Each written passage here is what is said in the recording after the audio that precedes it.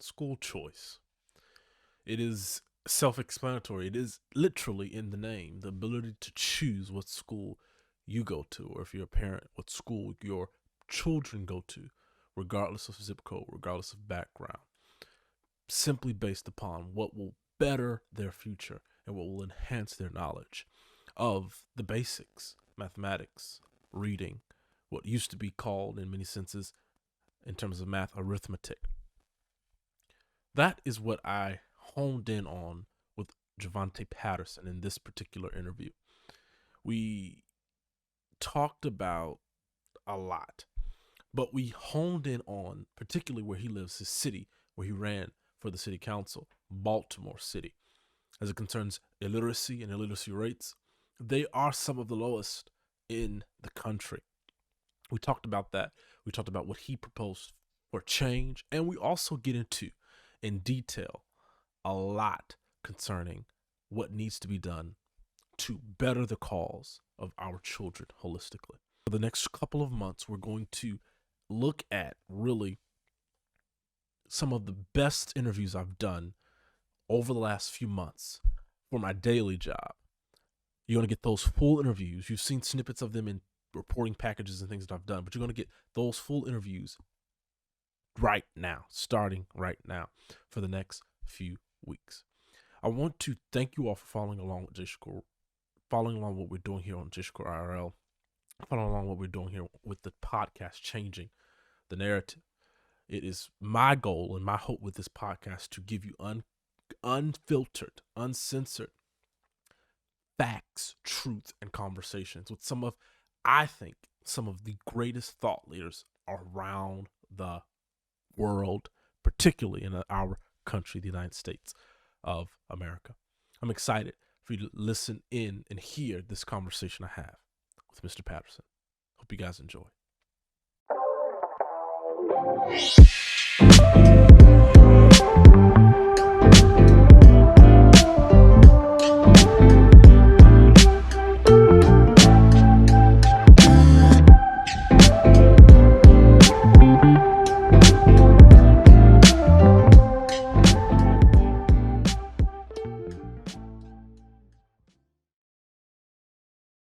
So I guess I just want to jump into it. Tell me more about yourself, who you are, and then we get deeper into like the school choice and the education debate in Baltimore. Okay. Well, first off, my name is Jovani Patterson. I'm a Baltimore City resident. Professionally, I work as a cybersecurity engineer. I'm married, 2 kids. Most recently, I ran for office in Baltimore City. I ran for city council president here in the city. And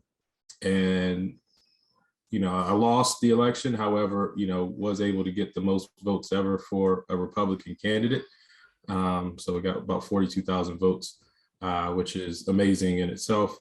Unfortunately, we came up short, but there was a lot of relationships and a lot of energy, behind that. Got you. So as a engineer, what made you say, okay, I want to run for city council president? It was a culmination of really a lot of things. Being an engineer, of course, there's the problem solving skills. And one thing that, being an engineer allows you to do is really just kind of look at things logically and from beginning to end. And what you do is just kind of see things through, kind of cause and effect type of thing. But really getting involved was more or less about, my family. Like, I love Baltimore City. We have great people here. We got great food. I'm a musician as well. So, I know we have some of the best musicians, some of the most talented, producers, artists, writers, singer songwriters, like everything is here. But it's time for that greatness to come out. But really it's really just about my family. I want to be able to, raise my kids here, protect my family, enjoy everything the city has to offer, from the harbor to, Coco's on the east side to, the parks and everything like that. So it's really just about, kind of protecting my family and just getting involved. so we can, stay put. I I distinctly heard of you through a story that I believe was Fox 5 News in Baltimore that they ran. The headline read, which at first, when I first saw the headline, I said, "Oh, this cannot be true."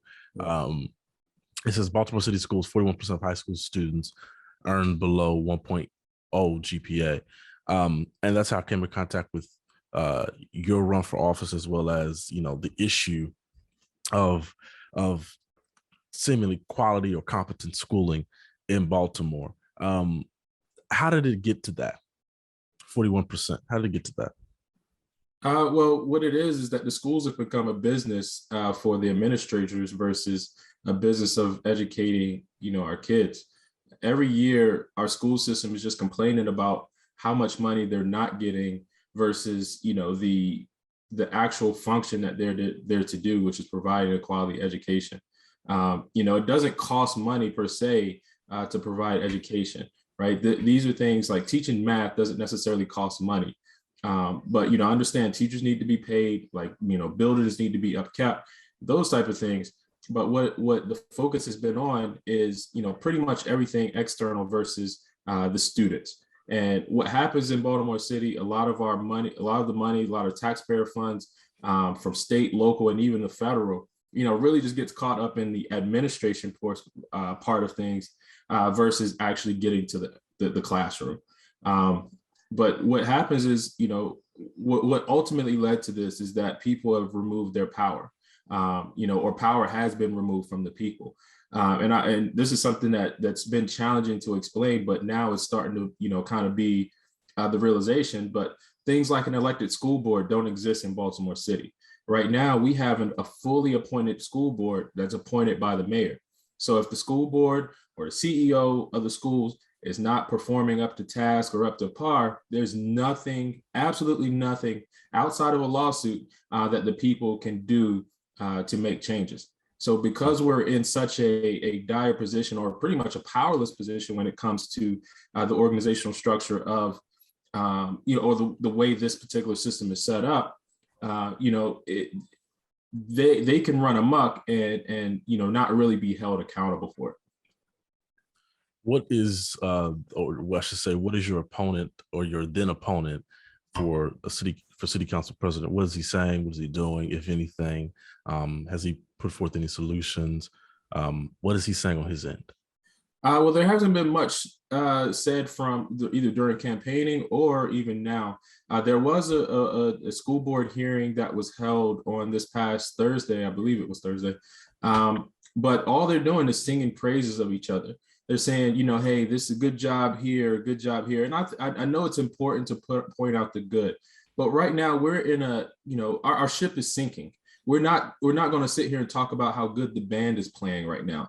Right. These are things that are happening in our schools. And that's the response that we get from our city council president and, quite frankly, the entire Baltimore City government. They're praising football coaches for, being in the community, which is great. They're praising the teacher of the year, which is also a good thing. However, let's look at the overall system. Let's look at the outcomes that we're seeing. And when we look at reports like 41% having a below D, when we're looking at math and proficiency ratings, of the young men coming out of high school being so low, these are the things that are important, not these feel good stories, that quite frankly happen a lot, but still the results overall aren't shown. So on a federal level, I want to talk about the federal relationship and the local relationship and how they could probably work in tandem, or what do you think could be done together or locally, federally, to kind of change course of where Baltimore and other cities, it's not just Baltimore and other cities are going. Recently, I believe Representative Mfume recently won election. I think he was in Congress and then he left. Now he's back. Yep. And I looked at his platform briefly. I looked at your platform for city council, and it appears, he has, the standard education and it can, and low income and all the standard talking points. Yep. What if anything, has he said, or that you're aware of, that he said, representing a large portion of Baltimore? What is it that he said or has proposed or done, if anything? Nothing. The only time Congressman Mfume comes to town is when there's a ribbon cutting for some or some monies or funds being distributed. He was at a ribbon cutting for building something that was being opened a couple of weeks ago. He was at a ribbon cutting for the highway to nowhere a couple of months ago. That's the only time he comes to town. That's the only time we really hear from him. I really don't know what else he's doing, but he definitely hasn't been vocal or spoken up about the education system. And as far as the education, I actually talked to the president of the NAACP of Baltimore, and they, the way he put it is, the educate, like, our Baltimore City school systems don't know how to educate Black kids. When I found that interesting, mainly because 9 out of 10 members on our school board are Black. We have a Black school CEO, we have a Black mayor, Black city council president. The majority of our city council is Black. We have a Black police commissioner, Black, state's attorney. So everything, the entire environment is Black. So are you sitting here telling me that Black people don't know how to educate Black people? Right. This is really, kind of what it comes down to. And really they're rather, the powers that be would rather pat each other on the back for, making a 3-point shot, but, losing the game. That's what's happening. I hear you. So what are some viable solutions? Being on the ground, I'm not from Baltimore. I work in DC, but I've been around the Denver area for a while. I was born and raised in Chicago, and I can say that it's a similar situation there concerning schooling. What are some practical solutions? Well, the first thing people have to realize, where they are in the hierarchy. We cannot absolve ourselves of personal responsibility any longer, because what happens when you give your power away, no one else is going to hold it in higher regard than you do. And then also, when you give it away, you have to fight like hell to get it back. So the first thing is for people and individuals to realize that we are the ones that's supposed to be in control of this system, not necessarily giving it over to someone else. So it starts with things like electing a school board and being more involved in that process. It also continues with things like school choice, and having our tax dollars follow the student versus, again, giving it to some agency that it's going to go into a dark hole.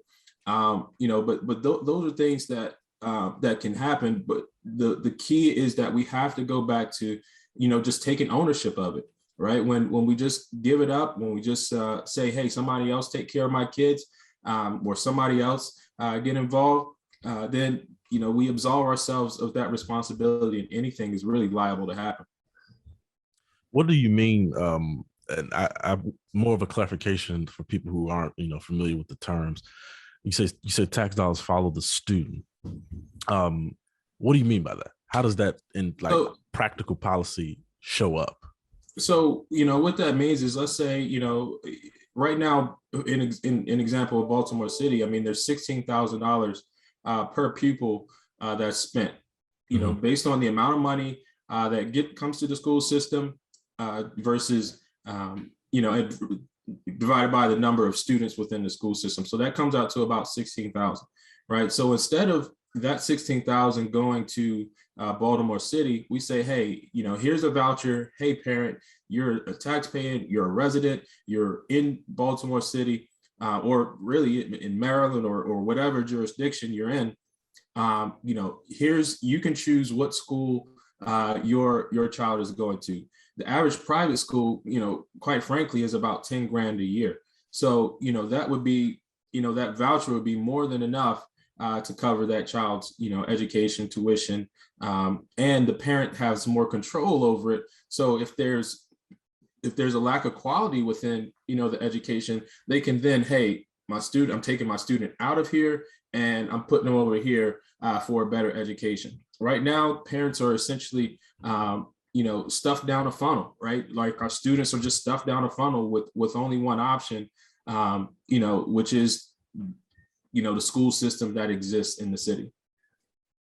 Is there I guess to play devil advocate or look at the other side, I've heard arguments and I've talked to people who they're Black, they're anti-school choice, they're sold on the public school system is the answer, and defunding is what they view this as, taking the money from the system and putting it into the parents' pocket. They look at it as defunding. What would you say to them, or point out to them to say you're defunding already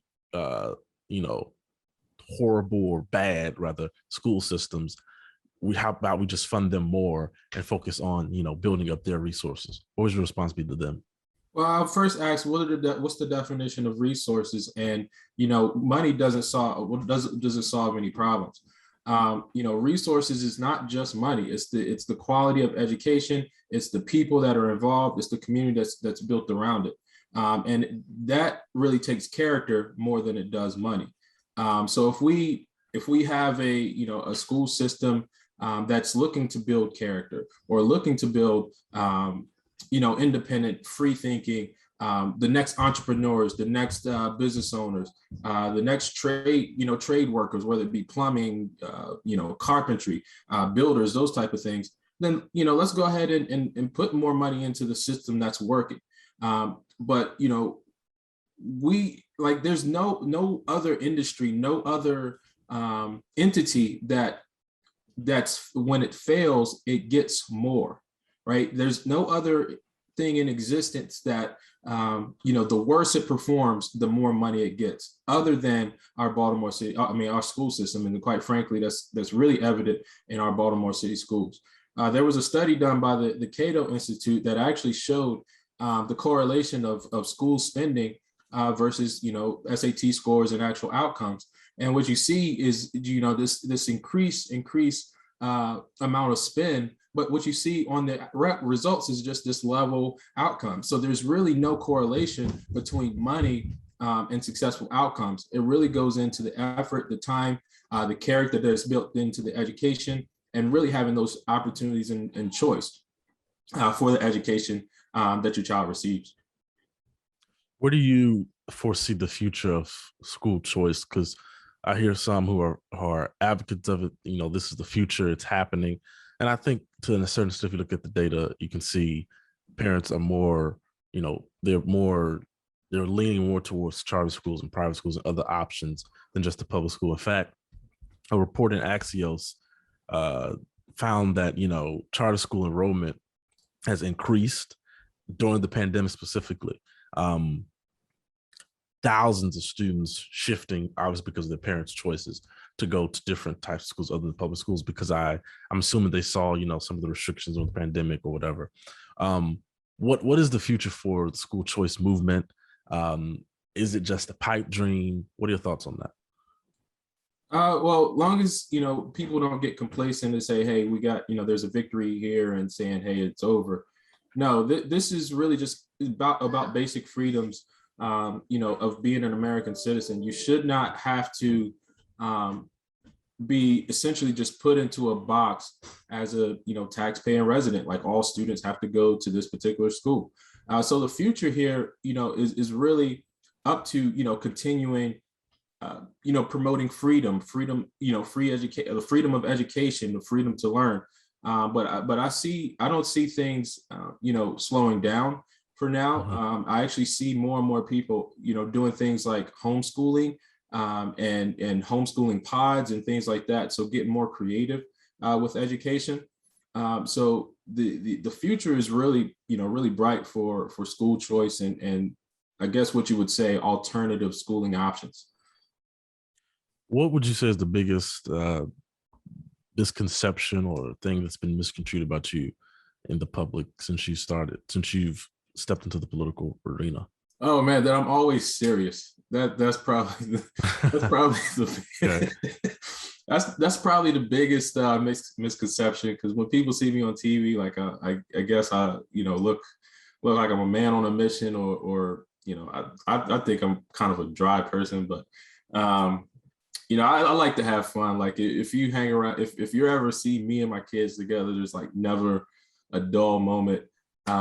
It's I just like to have fun. I'm goofy. You catch me around the house singing, even though I can't sing. Um, on the floor with the kids playing trucks and tickle and all the stuff. Um, or just say, man, I laugh at almost everything. I noticed on your Twitter and on your campaign website, you have I guess it's a mantra or your slogan, hashtag bringing family back. Yeah. What does that mean to you? Family is the key to everything, man. That's really what's missing in our communities. We have to bring fathers back into home. I think our family court system has corrupted, especially the Black family, which has led to a lot of the issues that we face. I think our child support system is completely corrupt.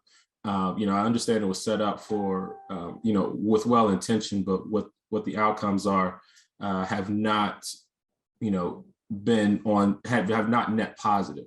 So the family is the key. Having mothers and fathers, having fathers in the home, having essentially two levels of accountability. Because when you have order in the homes, you can have order in the streets, and then that translates to order everywhere else.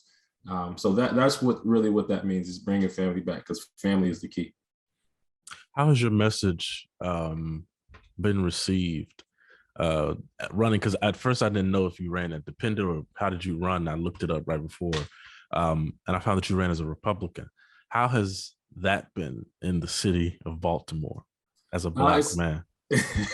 So it's been quite interesting, and I really only get hate from like white liberals and like super educated Black people, right? Like masters and doctorates and those type of people. That's the only people I really get pushback from. Like when you're on the ground and when you're talking to people, they realize where you're coming from. And quite frankly, I was the first person a lot of people voted Republican for, in Baltimore City. But the thing is like, we have to have options. Like people in Baltimore City see what's going on with, to them, and it's been a one-way political system for years. It's hard to say, Black people only vote Democrat in Baltimore City when no Republicans run. So when you don't have anybody else to run, of course, the likelihood that Black people are going to vote Democrat is very high because no one else is running. So this year was kind of an opportunity to buck that trend. And if we look at our year-over-year growth as far as voting Republican, in 2016, the previous candidate got about 27,000 votes. And this year, we were able to increase that number to 42,000, or this past year, we were able to increase that number to 42,000. So there is, hope. I mean, there's only 30,000 registered Republicans in Baltimore City, and we can't expect every one of them to vote. So there was probably a lot of Democrats, a lot of independents that checked the box for Jovani Patterson. What is the term limit, or the term limit for a city council president in Baltimore? It seems like until you get indicted for something. I understand.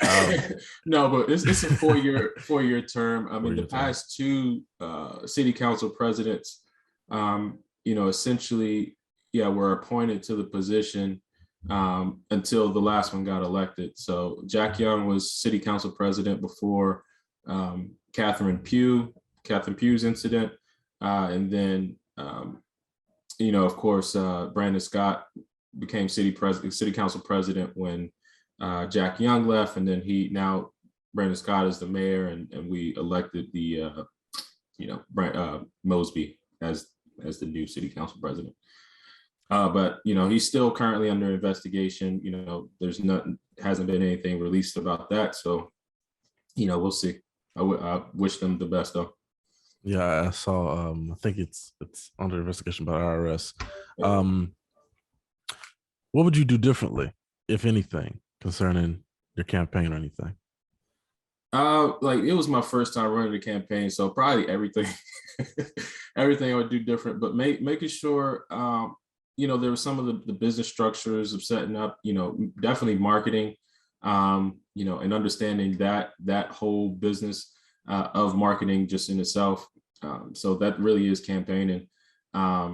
The different avenues between emails, text. I did what I could with the budget that we had, but it's campaigns do take a lot of money, and they take a lot of time and energy too. So, did you get any support from the national RNC? No support from the national RNC. We did get a little bit of support late from the state party, but again, we're looking at unwinnable districts, right? And only certain people are willing to invest. But we got a lot of local support. I was fortunate to have a fundraiser with the lieutenant governor of Maryland, so I was grateful for that. So we got a lot of individual support from people within the party, but nothing, really from the party itself. Will you run again, or can you say, or how does that work? Right now, I don't know. I feel like I'm still campaigning. Okay. A little bit. I've probably done more news interviews after election than I did before. But it's a process, and I think right now I'm just focus on doing the work as if I was in office as much as I can affect. I mean, it's a little bit harder because I can't just write the bill and say, hey, this is what we're doing.